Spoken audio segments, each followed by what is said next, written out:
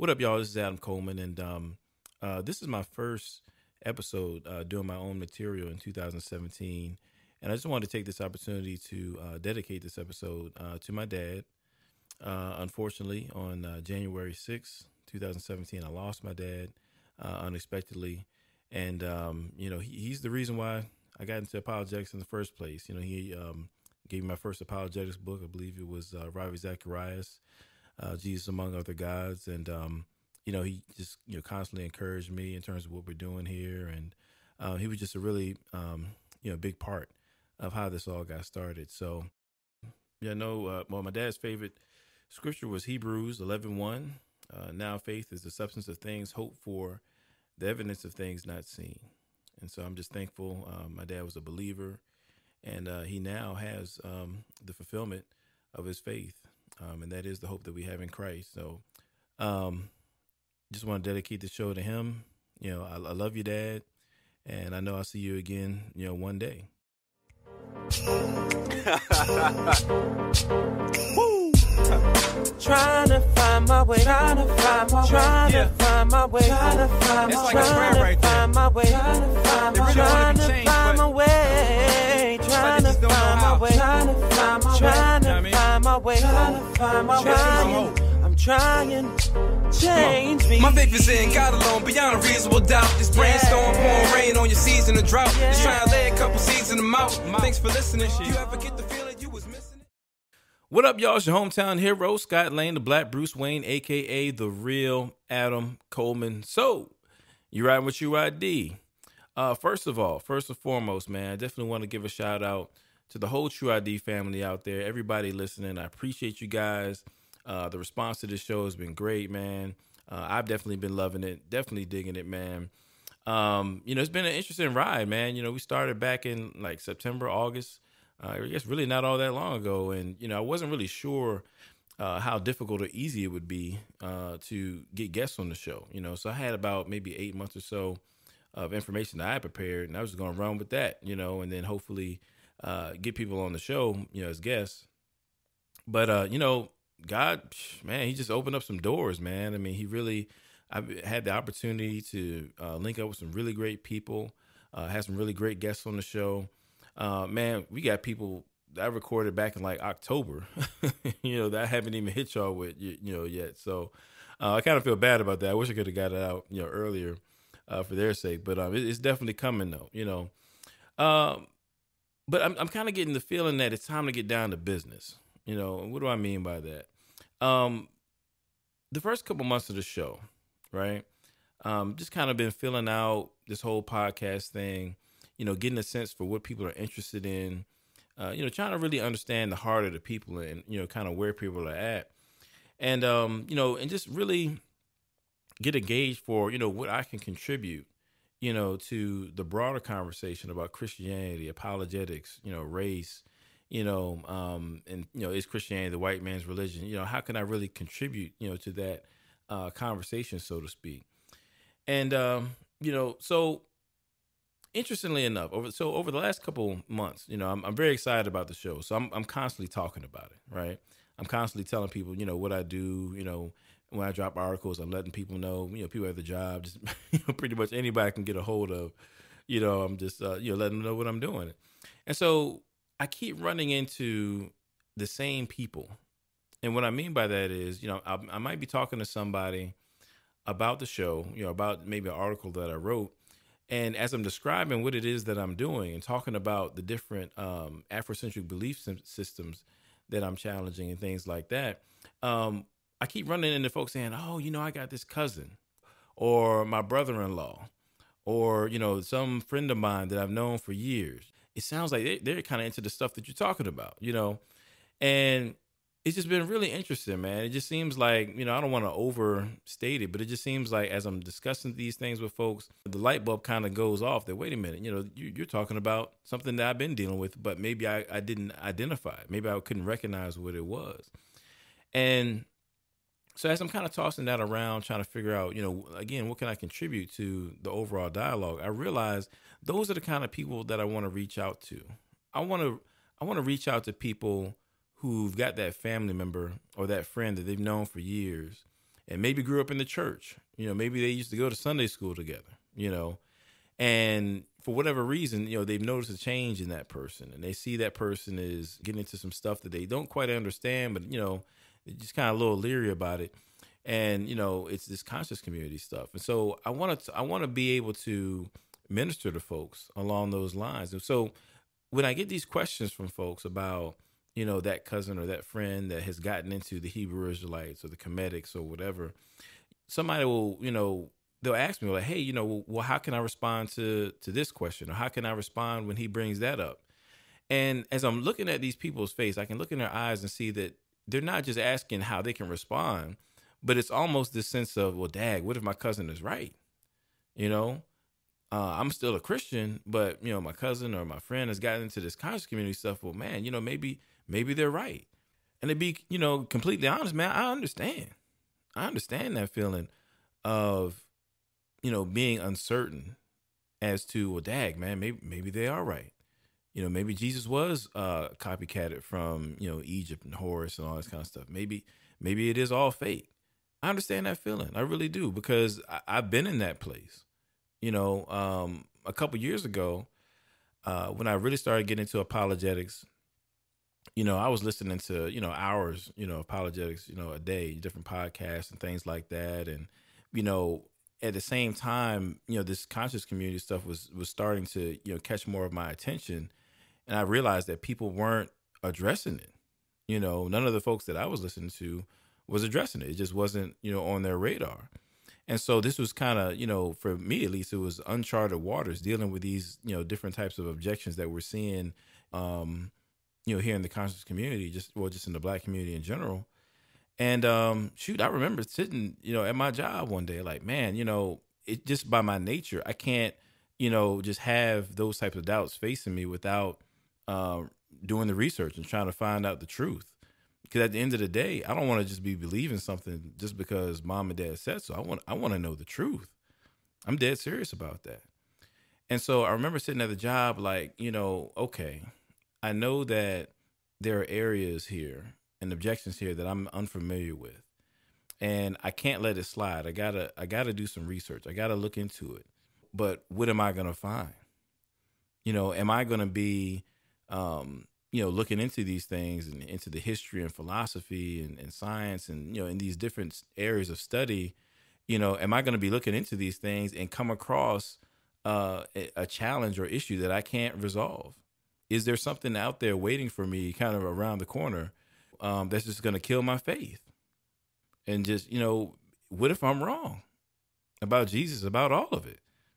I'm sitting at the job thinking about it, and at the same time, knowing I have to take that plunge, I have to do the research, because otherwise, if I'm holding on to Jesus and I know that I haven't grounded myself in enough evidence and reason to support this belief that I have, then essentially I'm living a lie. And so it was almost kind of like jumping off a cliff. It was like, okay, I got to jump. I got to start digging into this stuff. And hey, if I'm right, I'm right. If I'm wrong, I'm wrong. Is Christianity the white man's religion? I need to know. Was Jesus, plagiarized from, some other myths? I mean, I need to know. I want to know the truth. That's kind of so that's where I was at. And, that was, 3 or 4 years ago. And, I'm still here. I'm now more confident than ever that Jesus is real. I haven't come across that, faith shattering, Christian worldview shattering objection that just tears everything to shreds, that I'm just walking away from the church. If there's one out there, I haven't come across it. I really had to look these objections that people have right in the face. And in my experience, looking into these things and doing the research, really putting in the work, I can definitely say that Christians have, rational grounds to stand on and affirm that Jesus is who the Bible says he is. That Jesus rose from the dead. There is a God. We can stand on those things. And so, again, for the person who is in a position where they're being, hit with these things and they're unfamiliar to them, I can completely understand that. being a Christian and maybe for the first time feeling vulnerable. It's like, oh man, maybe I'm wrong. I understand that feeling, you know? And so, then I might share some things with them. I might talk about, Christianity, being in Africa for about 1,500 years before the transatlantic slave trade. Or I might talk to them about, the African theologians that, contributed, to the heritage of Christianity right off the bat. I'm talking about, first, second century. Just kind of hit them with different things to help them to understand that there is no good reason to think that the Christian faith is at odds with African heritage or ethnicity, I should say. And you start to see the kind of this sense of relief, come over people, when they just have that little bit of information. And that's kind of what I want to do here. What I want to do is I want to equip believers. I want to give people kind of tools in the toolbox, facts and reasoning, logic, so that they can see that there's no conflict between their Christian self and the self that in terms of being of African ethnicity, African heritage. And, I want them to know that there are good reasons. I want our Christians to be equipped with reasons as to why we can stand on our square and be like, yo, this is, this Christianity thing is legit, in the face of the types of challenges that we're seeing in our community. And so I want to equip people so that they can, deal with their own doubts, kind of work their way through their own doubts in a reasonable way. And also prepare them so that, hey, if you do run into these objections, if you're at that cookout and cousin, Shabazz, whatever, comes up with some stuff that you haven't heard before, that you'll be able to kind of, help you, well, really for you and for them kind of think these things through. So that's kind of where we want to go. It's not so much, argumentation, but I want to, kind of start my own little sub-series here. I'm still going to have lots of guests coming through. But I'll be doing a series of my own where we just kind of step by step, deal with the types of challenges that we're seeing to the Christian faith, here in the Black community, and just, rattle through some responses. How can we think these things through for ourselves and then help other people think clearly about these things as well? So that's kind of where we're at. With that said, I think, anybody that knows me, right? And many of you guys out there listening are probably people that I've debated online. And man, I do like to debate. I like to argue, but I've kind of slowed up on that a little bit, for several reasons. I'll probably get into it here in a minute. But, I think when we think about apologetics, one thing that we think about is, or even the conscious community, I think one thing they have in common is that we tend to think about debates, two people going at it over a point. Or, going at it as far as, did Jesus exist, or did this happen, or did that happen? Just kind of that battle. It's almost like, URL, just with information. That's kind of how we, look at apologetics. And what I don't want to do is, I don't want to be just spending all of my time up here, chasing down every heretic and, pseudo scholar, YouTube scholar or whatever, with every show, because I feel like, the show would be all over the place, so I don't want to spend all my time necessarily responding to, specific videos or whatever. Not that there's anything wrong with that. But what I want to do is kind of put together a body of work, so that, as we progress, we'll have a resource where somebody can sit down, kind of work their way through this series. And then, over time, come away with a nice arsenal, so to speak, to defend the faith. And so with that, I had to resist the urge to not just jump into the argumentation part of it, because I do enjoy that part. But it's much more than that, So what I'm going to do, like with this episode and with the episode following, is kind of lay a groundwork for, my overall approach. Because that way down the line, when I give an argument or kind of, give you, again, those tools in the toolbox, you have a context, of how to use it. It's not just information that, okay, Scott Lane said so-and-so, and you kind of just go regurgitate it, in some, Facebook forum as you, debating somebody. That's not really what I'm about. I want to give a package of both information and then an overall framework of how to put this information to use, And so again, with this episode and the next episode, what I'm going to do is kind of lay out that overall framework. In a sense, it's kind of like how, say if you got a movie series, it's like 3 or 4 different movies in one, just basically different sequels. Usually the first of the set is going to be, relatively slow. I mean, the directors or whatever are going to be introducing different characters, introducing the essential elements of the plot, things like that. And then, the second or third sequel might be more action oriented, but usually, like The Matrix, I'm thinking something like that, or, X-Men or something, they'll usually lay out the characters, in the beginning. And then once you have a grasp of the plot, then they'll start, throwing in the action and stuff, So that's kind of how these next 2 episodes are. What I'm going to do is be introducing certain concepts and, just certain ideas that will be common themes throughout the series, that we're dropping here. So, hopefully be interesting to y'all, man. So here's where I want to start with it. I want to talk about what I believe to be 2 big mistakes. I believe to be the biggest mistakes that the Christian community and maybe the apologetics community has made in terms of engaging the conscious community. And so I'm gonna reflect this on myself. I'll make it, I'll step on my own toes with this one. So the first mistake I think we're making is, or have made, is being dismissive. So what do I mean by that? A couple years back, I'm getting into apologetics, and I'm listening to William Lane Craig and Swinburne and some of these big name guys. And like I said, I hadn't really paid the conscious community a whole lot of attention. I see him on the YouTube, or different memes. People will post things up, but I just hadn't really paid a lot of attention. And to be honest with you, it's just I just didn't take him seriously. I really didn't. When you're watching a YouTube video and you see a bunch of dudes, standing on the block, yelling at white people, and they're dressed up like, Legion of Doom, from back in the day. It's just, with the spikes and the tassels and all that, it's just easy to not take people like that seriously. It's like, oh man, they're just crazy, or, they just, some crazy racists, don't pay them any mind. And then too, I would hear these people just make these horrible objections, So it was just like, whatever. I just figured that, the objections are weak, so they're not really, making any moves like that. I remember the first time I encountered a Hebrew Israelite online, and, I'm talking, he said something about they was against the white man. I'm like, fam, but you read from the King James Bible. He was a white man, And then dude hit me with like, nah, man, King James was black. He was a black Hebrew Israelite. I'm like, fam.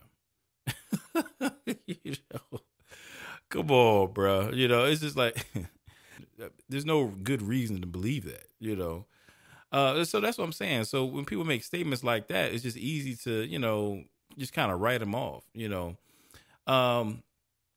But then, I took some time, man. I took some time to really sit down and listen. I was, watched a bunch of videos, talked to some Hebrew Israelites, dealt with some comedics, and, just really just try to engage these different folks. And what I realized, the mistake I made in being dismissive was not seeing that even though, the information was silly, that these folks are coming out with, they actually are trying to deal with important questions. So for example, if you have a Hebrew Israelite, they're going to tell you, and granted, there's all different types of them, but, let's just say the One West types. Generally something they're going to say is like, the white man is the devil, and, the reason why, we're in this bad predicament right now is because back in the day, our Israelite ancestors didn't follow the law. So now God is using the white man to punish, black people. And that's why we were in slavery and da-da-da-da-da. And, as ridiculous as that sounds, at the end of the day, I think it's a poor attempt at trying to answer the problem of evil. Because when you're thinking about it, what are they saying? They're saying, things are bad right now, and they're trying to give a reason as to why things are bad, and they're trying to give a resolution, so they're trying to figure out, why things are the way they are. They're trying to answer the problem of evil. The problem is they're just giving the wrong answer, But again, that's not something that should be dismissed. That's a legitimate concern. That's one of those existential questions. Why are things the way that they are, and what's the solution? So I think we can be too quick to, dismiss, people from the conscious community because, they may say some wacky things. But at the end of the day, they really are asking questions or really trying to engage issues that actually are important. I was reminded of this, recently. I guess, right at the beginning of January, folks was tagging me in this video by this guy, an ex-pastor. I think his name is Kevin Wesley. And, just so this ex-pastor was, he was making a lot of noise, man. People were just, vibing about this video. So I checked it out, And so everybody was talking about it. And, I'm like, okay, cool. So I got my pen and pad ready. I'm going to take some notes and maybe do like a response to it or something like that. And, he starts out the video like real serious, like, what if the Bible is not the word of God? And I'm like, okay, nothing really substantive yet. But, I'm kind of waiting for him to like really get it in, man. And so he just spends like, 3 or 4 minutes talking about how, he was an ex-pastor and he, did gospel rap and he was, did, I guess like a gospel, dance sort of a thing. I guess maybe like a mime or something like that. And, he's just talking about how, he's just well studied and he's done his research and, he knows this and knows that. And, he refers to him, I think it's this one line where he says, I'm a teacher and my job was to tell you things that you don't already know, And I think he's a Ray Hagins fan. I've heard Ray Hagins say that, at least a couple times. So I guess, I think Kevin Wesley might've been stealing some bars on that one, but, anyway, so he's just coming out real serious. Like, yo, man, I did this research. And so he starts rattling off, these different objections where he kind of really gets into the rant about, this or that is false about Christianity and da-da-da. And it just, I kept waiting for him to say something, to really sink my teeth into, and it just never came. it just never came. It was just 7 minutes, or so of just really bad objections, to Christianity. And so, so I think my favorite part, I guess if I could call it that, my favorite part of the Kevin, Wesley video is this somewhere in the middle where he kind of gets like real serious. Like it all started in 325 AD with the Council of Nicaea, where they wrote the Bible. I'm like, yo, for real, bro? They wrote the Bible in 325 AD at the Council of Nicaea. The whole Bible now. The whole Bible was written at the Council of Nicaea. For real, dog. And it's just silly, man. So, I mean, mind you, again, he spent like 3 or 4 minutes talking about how much research he's done and how, folks need to study. And then he hits you with the 325 AD. The Bible was written in 325 AD. Now, I'm like, all right, so, and I actually did hit him up on his Facebook page. He didn't respond, but I mean, he's a busy guy and he's got a lot of people, rocking with him right now. So I'm sure he didn't have time to go through every single comment. But, I hit him up. I'm like, man, to say the Bible was written at 325 AD at the Council of Nicaea is just ludicrous for several reasons. One, the whole reason the Council of Nicaea was convened, brought together, was over a biblical debate. The whole point of the Council of Nicaea was to resolve an issue between two Alexandrian bishops, Bishop Alexander of Alexandria and Arius, Bishop Arius at the time. They were having an issue as to what was the proper way to understand, Jesus Christ in terms of his divinity. Was he, equal to the Father? Was he a created being? In what way was he divine? That sort of a thing. And so it was an issue of what does the Bible say about Jesus' divinity? How can we properly understand it? That was the whole point of the Council of Nicaea. So if the Bible was written at the Council of Nicaea in 325 AD, how could that possibly be true if the purpose of the Council of Nicaea was to resolve a biblical debate? It's just common sense. I mean, and then on top of that, when you look at it, okay, I mean, just textual evidence. I mean, so you got the Dead Sea Scrolls that were dated well before 325 AD. The Septuagint, which was, I think it was 70 Jewish scholars came together during the time of the Ptolemaic era, about at least 100 years or so before, Jesus was on the scene, and they translated the Old Testament from Hebrew into Greek. That was the Septuagint. So, that's at least 100 years before Jesus was on the scene. So that would put it at least, 400 or so years before the Council of Nicaea. Or on top of that, man, I mean, shoot, you got the John Rylands papyrus, which was discovered. That's said to be dated, I think it's within the 2nd century AD. And the John Rylands papyrus, I believe, is a fragment of the Book of John. You have Ignatius, who was one of the church fathers, writing in the 2nd century. He quotes the New Testament. You have Tertullian, who wrote several works in which he quoted scripture, and he was he's actually the one that coined the phrase the Trinity. And so he's got biblical commentaries, where he's discussing these different aspects of theology. He was writing well before the Council of Nicaea. You also have Origen. I believe he was from Alexandria, or at least he went to the school, the catechetical school in Alexandria. And I think he was the one, if I'm not mistaken, I think he translated the biblical text that they had into like 6 different languages. It was called the Hexapla, So, I mean, you have all these, different people dealing with the Bible, translating, commentating on the Bible, quoting from the Bible. You have all these people well before 325 AD. So this idea that the Bible was written at 325 AD at the Council of Nicaea, I mean, it's just silly. Even canonization wasn't even the central issue at the Council of Nicaea. So if that's where he was going with it, I don't know. But even that wouldn't be accurate. So my point is this, though. Those are the types of statements that really, for me, kind of raise, the red flag in terms of your credibility. If you actually believe that the Bible was written in 325, AD at the Council of Nicaea, you've definitely just discredited yourself, for, whatever else that you got to say. You know what I'm saying? So for me, I had to ask myself, right? Even though this information is just horrible, it's just garbage, yet and still, I see this guy still has like 5,000 views on that joint. He's got a lot of support. He's really blown up off of it. I mean, the information is bad, but, we can't dismiss it.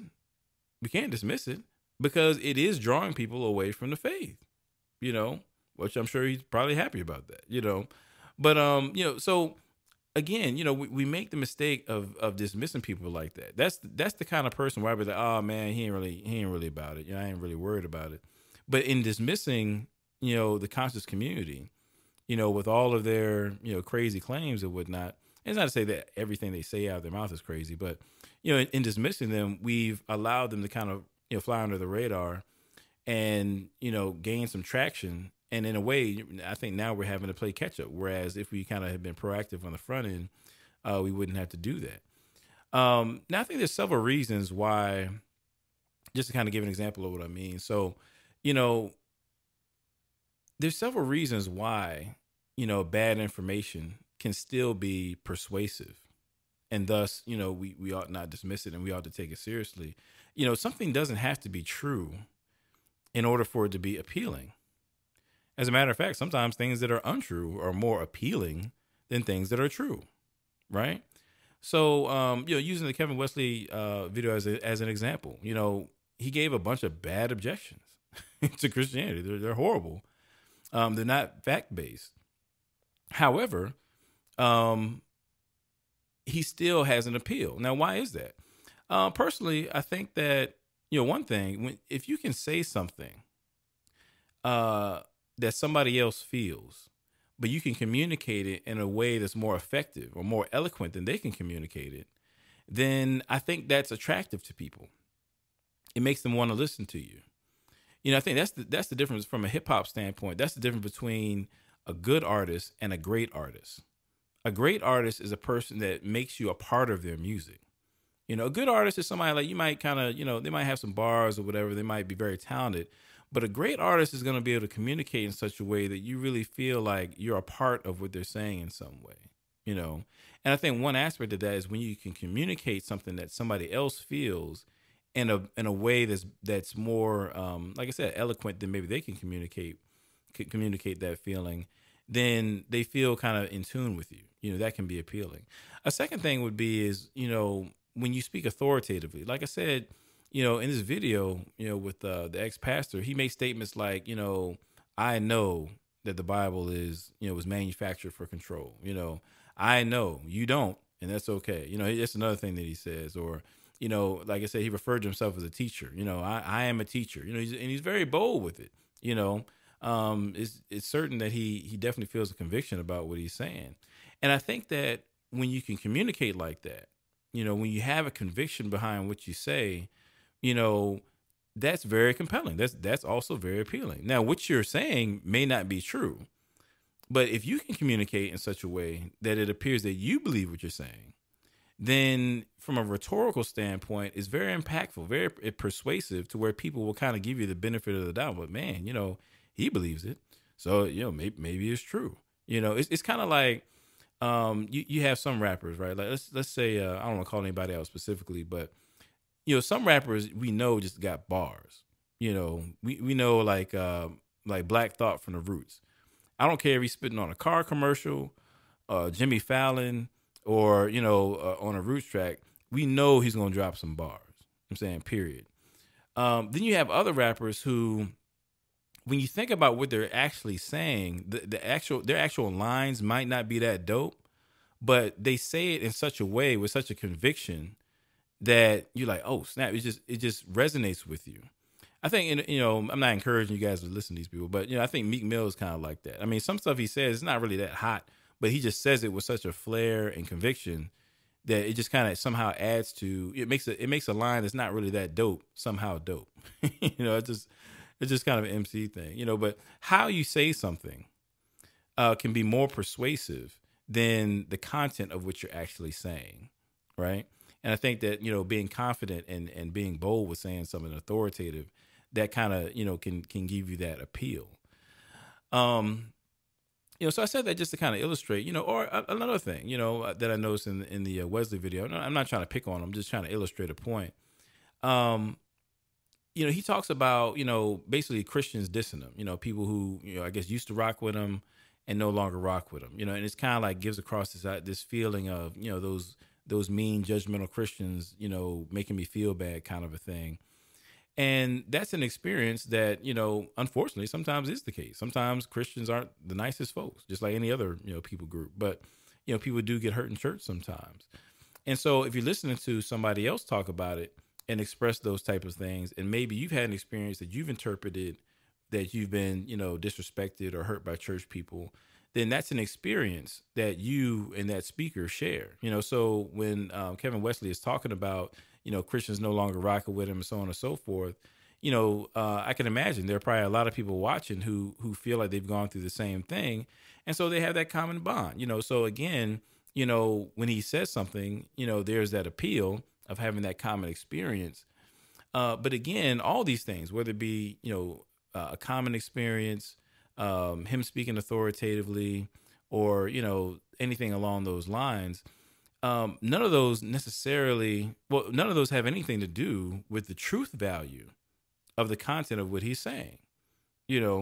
I could talk about experiences that you can relate to, and I can speak with authority, and, I can, use all these rhetorical things and still be lying at the same time. Rhetorical skill doesn't equate to truth, right? And so again, I'm just kind of really describing. That's why, these videos, and it's not just Kevin Wesley. I mean, there's a couple of them that have popped up, for whatever reason, right here within the last month and a half. And I'm kind of just noticing, these sorts of themes, and people really rocking with it, because it's appealing, So something can be untruthful and still appealing. Now, if it's appealing to people, and if people are being drawn away from Christianity on these, through these types of things, then, as the Christian community, we ought not be dismissive. Kind of going back around to my point there. We can't dismiss it.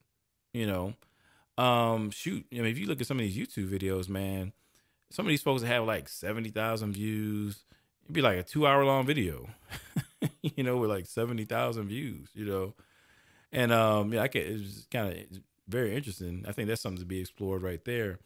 But my point is, this stuff, we have to take it seriously. We have to take it seriously. If we're serious about the gospel, if we're serious about going into all the world and making disciples, then we can't turn a blind eye to something that really is a stumbling block for many. All right. So, just to say it again, I think, the number one biggest mistake we've made is being dismissive. We got to take these things seriously and really invest time and, really invest ourselves into confronting these issues, or else we'll continue to see it flourish kind of up and under our noses. And, we don't want to do that. So, second biggest mistake that I believe that we've made is, I think that, when we do respond to people in the conscious community, I think we go about it the wrong way. I think we jump in too fast sometimes with counterpoints and things of that nature. So here's what I mean, right? I do realize that there is a time and a place to really just kind of go in, and confront objections and just kind of tear it down. There's definitely a time for that. However, people might disagree, but however, generally speaking, people in the conscious community don't really get down with Christianity, and if you're coming as a representative of Christianity, they're not really going to get down with you either. There's going to be some animosity there. There's going to be some animosity. And so I think that, coming in debate mode, you're pretty much like playing into the preconceptions, that they already have of Christians anyway. They expect Christians to be these Bible thumping, angry, judgmental combatants, when it comes to what they believe they've awakened to. And so I think, generally speaking, I just don't think that, going in with guns blazing, giving a bunch of counterpoints, when you see somebody, you come across somebody making objections, I just don't think that's the way to go. You may have the knowledge and information to refute their points, but I think it's the way that we go about it. I believe we have to move away from argumentation, and slide our way towards conversation. We need to slide towards conversation, because I think what happens is, and I'm going to get into this a little bit more so next week. I don't want to get ahead of myself, but sometimes it's not about the facts. Okay. So let me give you an example of that from my own experience. A couple months ago, I was involved in a dialogue on Facebook with this guy. He's got a pretty good following. I think he considers himself to be an atheist or something like that. Kind of one of these hope tep guys. I'm not going to say his name because I probably shouldn't. So anyway, he believes that Jesus was a myth, that Jesus never existed. He makes the definitive claim that Jesus did not exist. And so, I kind of dialogued with him a couple of times on that. I gave him examples of evidence that we can look to from the ancient world that contradict what he's saying. But he was just really hard on that point, man. He's just dead set on it. And so one day, he put up a comment about how, Jesus never existed, and, nobody can provide evidence that he existed. And so I hopped on there, right? I'm like ready to go. I was like, okay, word, you're making the definitive claim that Jesus didn't exist. Well, you've set the bar pretty high for yourself. How can you prove that? Since you made that affirmative claim. But then, I'm like, okay, cool. Let me go ahead and show some evidence, right?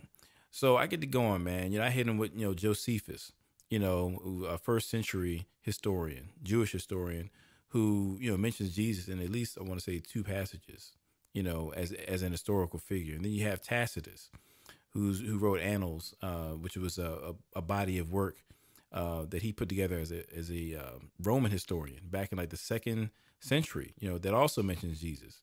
I hit him with, Pliny the Younger, who was another Roman historian, that mentions Jesus. I want to say like right there in the maybe the late 2nd century.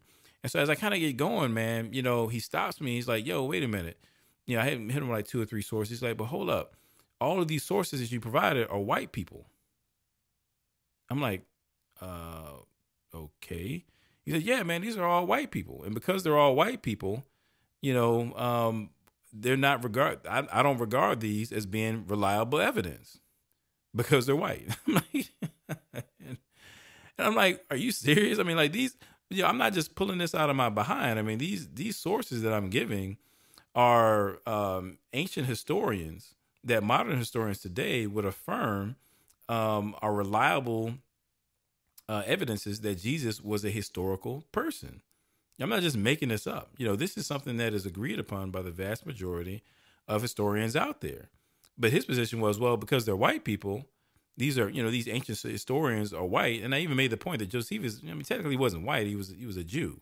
We can disagree on what, color Jews were, but the bottom line is they wouldn't necessarily classify themselves as, quote, white per se. He was Jewish, first century Jewish, Hebrew. But anyway, he's saying, well, no, but he's a white man. I'm like, okay, all right, if you say so, But, so anyway, Josephus, Tacitus, Pliny the Younger, he considered them, because they are white people, from that era, which is white people, period, they weren't reliable sources. So now what am I to do there? What can I do with that? I presented this person with facts that are agreed upon by the vast majority of professional historians as reliable evidence that Jesus was a historical figure. Okay. But his issue wasn't the facts. His issue was his epistemology, or we could just maybe put a little differently. It was a worldview issue. Okay. In his worldview, white people aren't to be trusted. So anything that comes from a white person isn't to be trusted. Tacitus was white. Pliny the Younger was white. According to him, Josephus was white. And so therefore they fall in the category of people who are not to be trusted. Okay.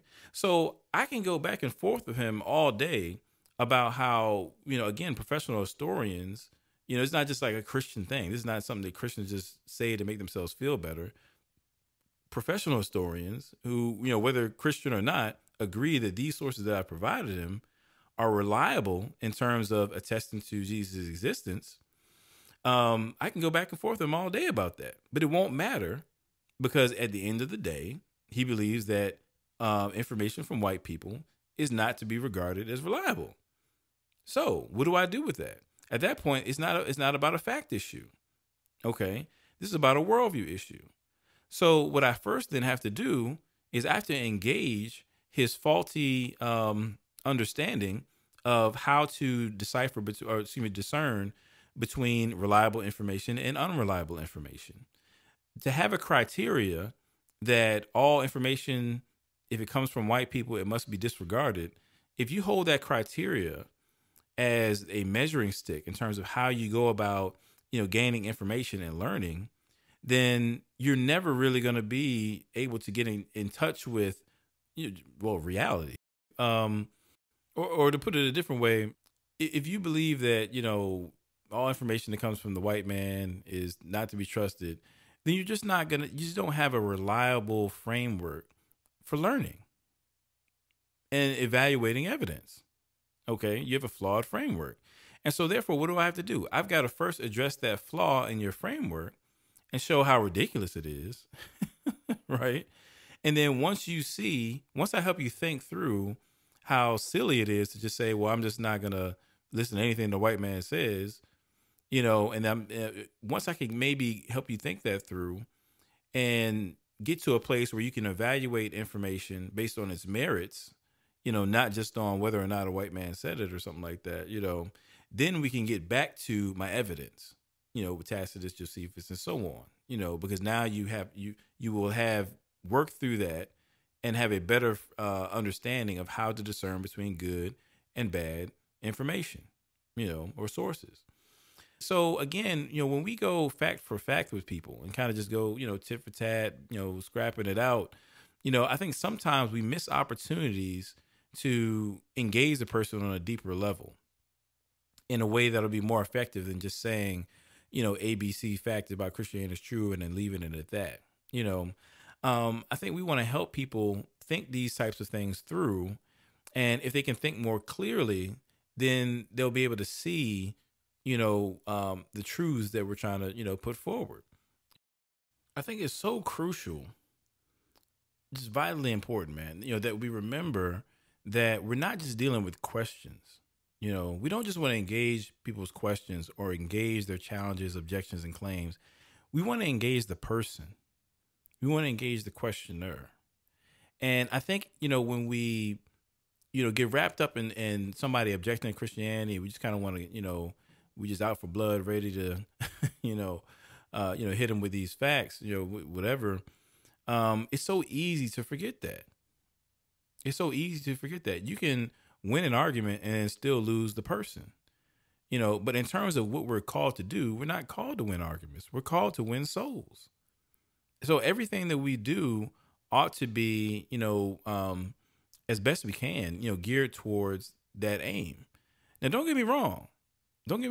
Sometimes it is, you have to take that opportunity to just really get it in. Sometimes you just got to be in all out war debate mode. I understand that, but generally speaking, I think it's better to start from a place of conversation. It's better to start from a place of engaging the person, because that's what this is about. I mean, again, these aren't just names, on a Facebook forum or YouTube page or a Twitter feed. These are real people. Like I said, earlier, I'm coming across folks who are asking me like, hey man, my cousin is dealing with this or that.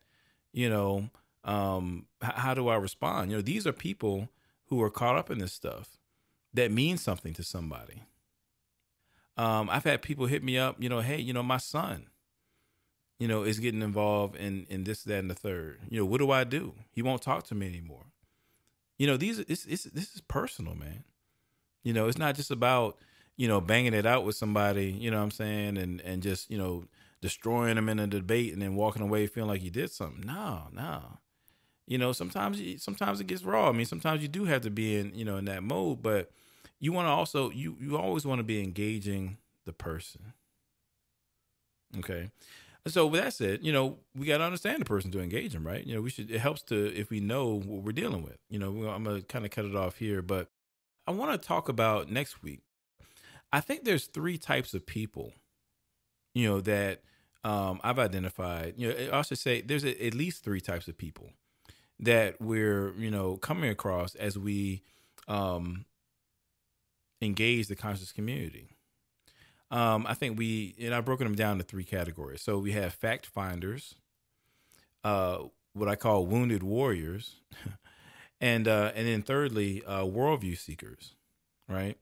And so, that's where I want to pick it up, with our next episode, describing what those are. And I think it's really important because the better we understand the people that we're dealing with, then I think we can be more effective in answering their questions and concerns in a way that really ministers to them. We don't want to take a cookie cutter approach. We really want to get a feel for who we're dealing with and how to best, engage them and be effective, So with that said, man, hey, I love you guys. And, looking forward to, doing this series here. And that's another episode in the books. See y'all next time. Peace.